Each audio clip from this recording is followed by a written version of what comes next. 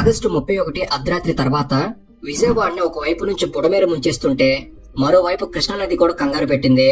కృష్ణానది ప్రవాహం భారీ స్థాయిలో ఉండటం, దానికి తోడు విజయవాడ ప్రకాశం బ్యారేజ్ పూర్తి స్థాయిలో నిండడంతో ప్రకాశం బ్యారేజ్ గేట్లన్నీ ఎత్తి నీటిని విడుదల చేశారు.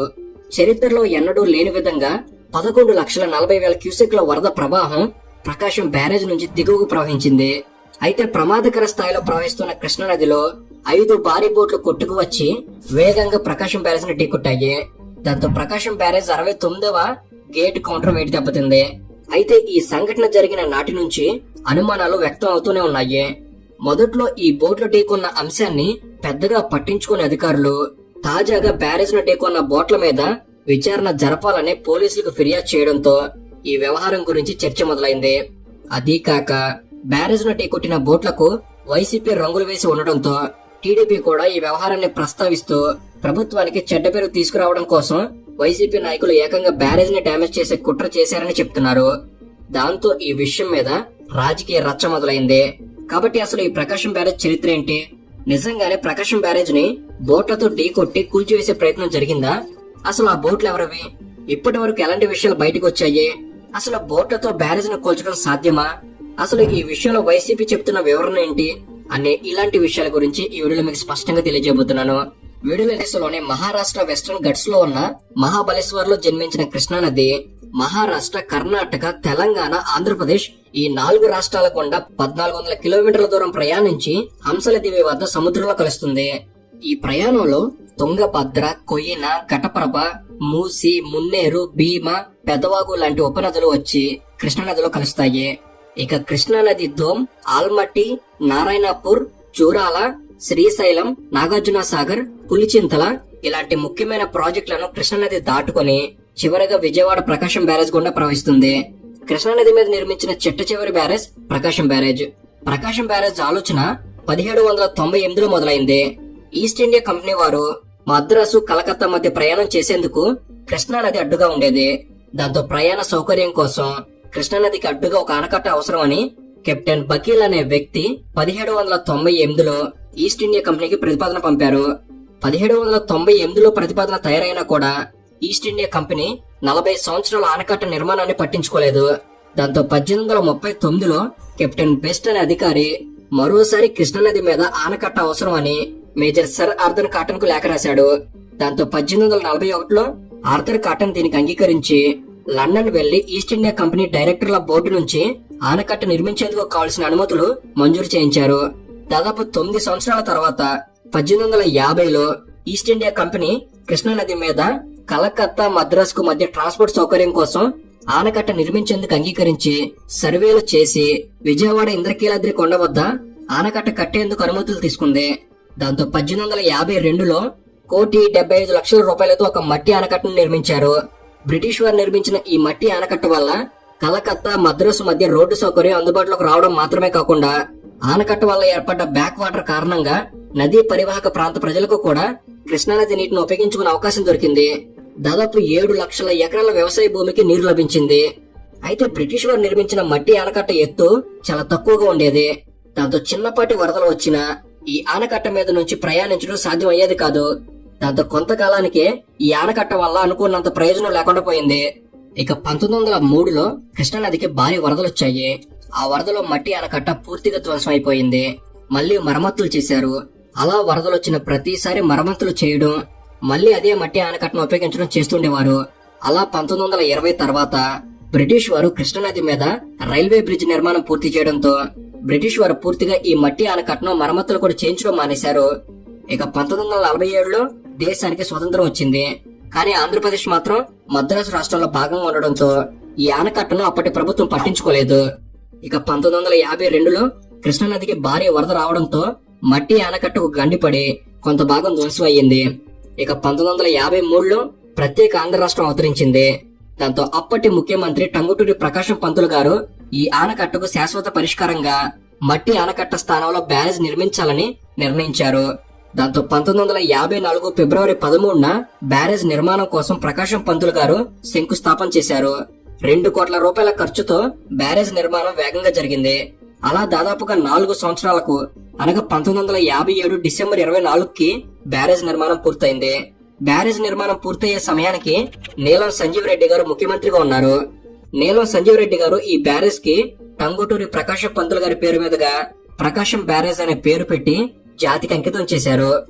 ఆనాటి నుంచి ఈ ప్రకాశం బ్యారేజ్ ఉమ్మడి కృష్ణా, గుంటూరు, పశ్చిమ గోదావరి, ప్రకాశం జిల్లాలకు సాగునీటిని అందిస్తూనే ఉంది. బందర కాలువ, ఏలూరు కాలువ, రైవస్, గుంటూరు ఛానళ్ల ద్వారా ప్రకాశం బ్యారేజ్ నీటిని 4 జిల్లాల ప్రజలు ఉపయోగించుకుంటున్నారు. ప్రకాశం బ్యారేజ్ ని ఆధారంగా చేసుకుని 13 లక్షల ఎకరాల వ్యవసాయ భూమి సాగుతుంది. ఇలా 1957 నుంచి ఇప్పటి వరకు గత 67 సంవత్సరాలుగా ప్రకాశం బ్యారేజ్ లక్షలాది ఎకరాల వ్యవసాయ భూమిని సాగు చేసేందుకు 4 జిల్లాల ప్రజల దాహార్తిని తీర్చేందుకు మాత్రమే కాకుండా గుంటూరు, కృష్ణా జిల్లాల మధ్య కృష్ణానదిని దాటేందుకు ముఖ్యమైన రోడ్డు మార్గంగా కూడా సేవలు అందిస్తూనే ఉంది. అయితే 1223.5 మీటర్ల పొడవుతో 321 టీఎంసీల నీటి నిల్వ సామర్థ్యంతో 70 గేట్లతో 11.9 లక్షల క్యూసెక్ల వరద ప్రవాహాన్ని తట్టుకునేలా ప్రకాశం బ్యారేజ్ నిర్మించారు. అయితే ప్రకాశం బ్యారేజ్ కు ప్రతి సంవత్సరం పీక్ టైంలో సహజంగానే 9 లక్షల క్యూసెక్ల వరద వస్తుంది. కానీ చరిత్రలోనే అత్యధికంగా 2009 అక్టోబర్ లో కృష్ణానదిలో భారీ వరదలు సంభవించాయి. 2009 అక్టోబర్ 5న అర్ధరాత్రి ప్రకాశం బ్యారేజ్ చరిత్రలో ఎన్నడూ లేనంతగా 11,10,404 క్యూసెక్ల ఇన్ఫ్లో నమోదైంది. మొత్తం ప్రాజెక్టు చరిత్రలోనే ఇదే అత్యంత భారీ వరద ప్రవాహం. అయితే ఇప్పుడు 2024 ఆగస్టు 30 నుంచి తుఫాను కారణంగా తెలుగు రాష్ట్రాల్లో భారీ వర్షాలు పడ్డాయి. దానికి తోడు పైనుంచి వస్తున్న నీటి ప్రవాహం కూడా అధికంగా ఉండడంతో కృష్ణానదికి భారీ స్థాయిలో నీరు చేరింది. దాంతో ఆగస్టు 31 అర్ధరాత్రి నుంచే కృష్ణానదిలో 9 లక్షల క్యూసెక్ల ఇన్ఫ్లో రికార్డ్ అయింది. ఇక సెప్టెంబర్ 1న ఈ వరద ప్రవాహం మరింత పెరిగి 10 లక్షల క్యూసెక్లకు చేరుకుంది. అప్పటికే ప్రకాశం బ్యారేజ్ 70 గేట్లు ఎత్తి నీటిని దిగువకు విడుదల చేస్తూనే ఉన్నారు. ఒకవైపు భారీ వర్షాలు, మరోవైపు మున్నేరు, పాలేరు లాంటి నదులు స్థాయికి మించి వరదను తీసుకురావడంతో ఈ సంవత్సరం సెప్టెంబర్ 2 సోమవారం రాత్రి 10 గంటల సమయంలో 67 సంవత్సరాల ప్రకాశం బ్యారేజ్ చరిత్రలోనే ఎన్నడూ లేనంతగా 11,40,000కు పైగా వరద ప్రవాహం నమోదైంది. సెప్టెంబర్ 3న ఉదయానికి కూడా 11 లక్షల క్యూసెక్ల వరద ప్రవహించింది.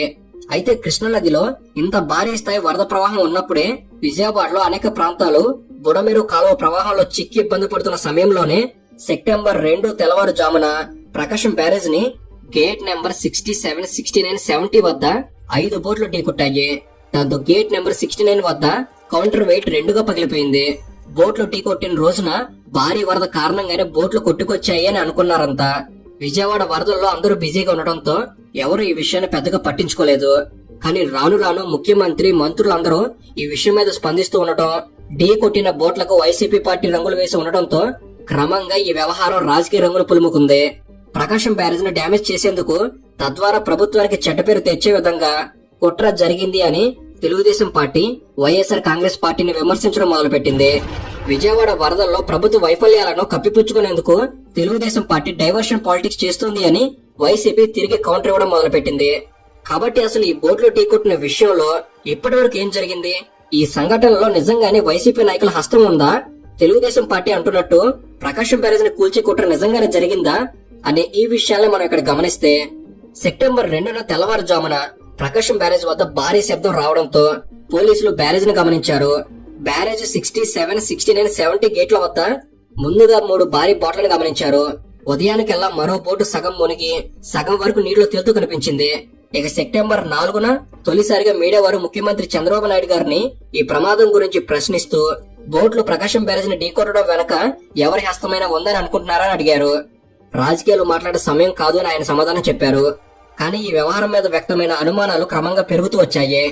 ఎవరో కావాలనే ప్రకాశం బ్యారేజ్ ను కూల్చేయాలనే కుట్రలో భాగంగా బోట్లను బ్యారేజ్ మీదకు వదిలేరని మాట్లాడుకోవడం మొదలు పెట్టారు. దాంతో రాజకీయాలు మాట్లాడను అన్న చంద్రబాబు నాయుడు గారే తర్వాత స్వయంగా ఈ విషయం మీద అనుమానాలు ఉన్నాయని ప్రకటించారు. అయితే బ్యారేజ్ ను ఢీకొన్న బోట్ల మీద వైసీపీ పార్టీ రంగులను పోలిన రంగులు ఉండడంతో ఈ అనుమానాలు వైసీపీ మీదకు మళ్లాయి. అయితే ఈ వ్యవహారం మీద విచారణ చేసి నిందితుల్ని గుర్తించాలని నీటిపారుదల శాఖ అధికారులు పోలీసులకు ఫిర్యాదు చేశారు. దాంతో ఈ విషయం మీద కేసు నమోదు చేసి విచారణ మొదలుపెట్టిన పోలీసులు ఇప్పటికే ఉషాద్రి, కోమటి రామ్మోహన్ అనే 2 వ్యక్తులు అరెస్ట్ చేశారు. అయితే ఈ మొత్తం వ్యవహారంలో కుట్రకోణం ఉన్నట్టు అనుమానం కలగడానికి 2 ముఖ్యమైన కారణాలున్నాయి. ఒకటి, బోట్లు ప్రమాదవశాత్తు కొట్టుకొచ్చి ఉంటే వాటి యజమానులు విజయవాడ వచ్చి బోట్లు మావే అని పోలీసులను గాని అధికారులను గాని సంప్రదించకపోవడం. ఇక 2, విడివిడిగా కట్టి లంగర వేయాల్సిన బోట్లను సరిగ్గా లంగరు వేయకపోగా 3 బోట్లను తాళ్లతో కలిపి కట్టారు. అంటే 3 బోట్లు ఒకటిగా చేసి ఒకేసారి బ్యారేజ్ ను ఢీకొట్టేలా కుట్ర చేశారు అనేది ప్రధానమైన అనుమానం. ఈ 2 అనుమానాలతో పాటు బోట్ల మీద ఉన్న వైసీపీ పార్టీ రంగులను బట్టి ఇవి వైసీపీ నేతలకు సంబంధించిన బోట్లే అనే అనుమానం కూడా వచ్చింది. ఈ అనుమానాలను ఆధారంగా చేసుకుని బ్యారేజ్ ను ఢీకొట్టిన బోట్ల రిజిస్ట్రేషన్ నెంబర్లను బట్టి పోలీసులు విచారణ చేసి సెప్టెంబర్ 9న ప్రభుత్వానికి నివేదిక ఇచ్చారు. పోలీసులు ఇచ్చిన నివేదిక ప్రకారం ఈ బోట్ల ఢీకొన్న అంశానికి సంబంధించి మరిన్ని విషయాలు బయటకొచ్చాయి. ఆ రోజు ప్రకాశం బ్యారేజ్ లో ఢీకొట్టింది మొత్తం 5 బోట్లు. వాటిలో తాళ్లతో ఒకదానికొకటి కట్టి ఉంచిన 3 బోట్లు బ్యారేజ్ ను ఢీకొని అక్కడే ఆగిపోతే ఒక బోటు మాత్రం సగం వరకు నీటిలో మునిగిపోయి ఉంది. ఇక మరో బోటు బ్యారేజ్ ను ఢీకొన్న సమయంలో గేట్లు ఎత్తి ఉండటం వల్ల ఒక బోటు మాత్రం ఆ గేట్ల నుంచి బయటకు వెళ్లిపోయింది. పోలీసులు ప్రభుత్వానికి ఇచ్చిన నివేదిక ప్రకారం గుంటూరు జిల్లా ఉద్దండరాయని పాలెం రేవుకు చెందిన బోట్లు ఇవి. కానీ ఈ బోట్లు కొట్టుకు వచ్చింది మాత్రం గొల్లపూడి రేవు నుంచి.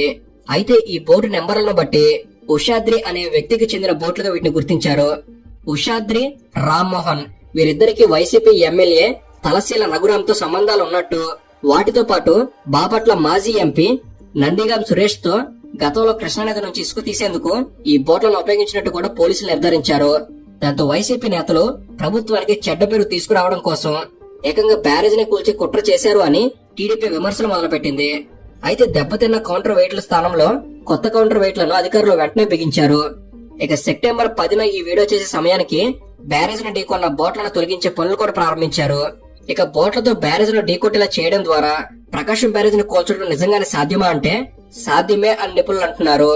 ఒక్కో బోటు 40 నుంచి 50 టన్నుల బరువు ఉంటుంది. బ్యారేజ్ ను ఢీకొన్న సమయంలో 5 బోట్లు బ్యారేజ్ లో తాకాయి. వీటిలో 3 బోట్లు ఒకదానితో ఒకటి కట్టి ఉంచడం వల్ల 3 బోట్లు ఒకేసారి తాకాయి.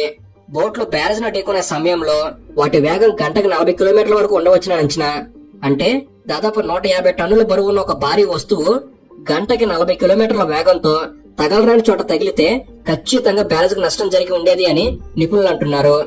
ప్రమాదం జరిగిన తర్వాత బ్యారేజ్ కి సంబంధించిన 3 కౌంటర్ వెయిట్లు మార్చారు. ఒక్కో కౌంటర్ వెయిట్ 17 టన్నుల బరువు ఉంటుంది. 69వ గేట్ కౌంటర్ వెయిట్ ఏకంగా 2 ముక్కలైంది. దాన్ని బట్టి అర్థం చేసుకోవచ్చు 69వ గేట్ కౌంటర్ కి తగిలిన బోటు బ్యారేజ్ పిల్లర్ కు తగిలి ఉంటే చాలా పెద్ద నష్టం జరిగి ఉండేది. అయితే ఈ విషయంలో ఇంకా దర్యాప్తు పూర్తి కాలేదు. కానీ ఈ ఘటనకు కారణం వైసీపీ వారి అని ప్రభుత్వం చెప్తుండడం కూడా రాజకీయ లబ్ధి కోసం టీడీపీ చేస్తున్న ప్రయత్నం అని చాలా మంది కొట్టిపారేస్తున్నారు. విజయవాడ వరదల్లో బాధితులను ఆదుకోవడంలో ప్రభుత్వ వైఫల్యాన్ని కప్పిపుచ్చుకునేందుకు టీడీపీ చేస్తున్న డైవర్షన్ పాలిటిక్స్ అనేది వైసీపీ ఆరోపణ. ఏది ఏమైనా ఈ బోట్ల వ్యవహారం మాత్రం రాజకీయ దుమారాన్ని రేపింది. అయితే నిజంగా బోట్లు ఢీకొన్న రోజు బ్యారేజ్ లో ఉన్న వరద ప్రవాహాన్ని బట్టి బ్యారేజ్ గాని డ్యామేజ్ అయ్యి ఉంటే భయంకరమైన నష్టం వాటిల్లేదే. బ్యారేజ్ దిగువన 2 వైపులా నివాసం ఉంటున్న లక్షలాది మంది ప్రజల జీవితాలు వరదల్లో చిక్కుకుని ఉండేవి. వేలాది మంది ప్రాణాలు కోల్పోయేవారు. కాబట్టి ఈ విషయంలో రాజకీయాలు పక్కన పెడితే జరిగిన సంఘటన మాత్రం చాలా దారుణమైన పర్యవసానాలను పరిచయం చేసి ఉండేది. కాబట్టి ఇది కుట్ర అయినా పొరపాటైనా నిజమైన నిందితులను మాత్రం శిక్షించాల్సిందే. సో ఇది ఫ్రెండ్స్, ఈ పూర్తి సమాచారం విన్నాక ఈ సంఘటనపై మీకు కలుగుతున్న అభిప్రాయం ఏమిటి? ఇది నిజంగా వైసీపీ వారే చేశారా లేదా కేవలం టీడీపీ చేస్తున్న డైవర్షన్ పాలిటిక్సా? తప్పకుండా కామెంట్ చేయండి.